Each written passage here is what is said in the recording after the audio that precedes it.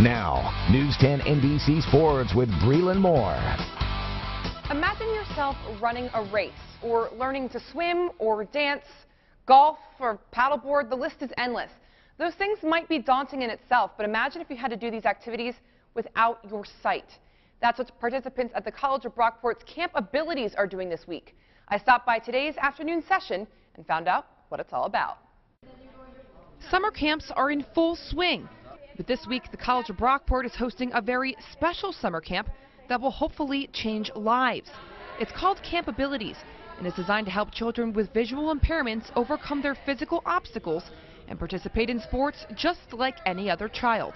The 55 campers are between the ages of 9 and 19 and range from partial impairment to complete blindness.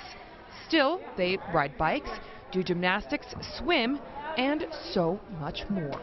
A lot of our kids can do all the sports with no modifications if they have some vision. And the kids who are blind or have low vision, a lot of times we'll use like a tether, a short rope to help them run. We'll use some audio cues to help them.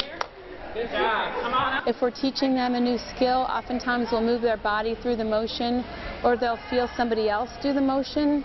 That's called tactile modeling, so that they can understand what the skill is and they can replicate that. The camp was started 22 years ago by Dr. Lauren Lieberman and has continued to improve the lives of visually impaired children ever since. The ultimate goal is to teach the campers the skills and confidence they need to participate in extracurricular activities at their schools. And we empower these kids to go back to their school districts and tell their physical education teachers and tell their coaches exactly what they need to be involved in physical education and sports. And we've gone from about a 25% after-school sport involvement to over 75% of our kids are involved in after-school sports now because of Camp Abilities. With the help of Section 5 in New York State, Lieberman and her staff can see many of the campers achieve that dream.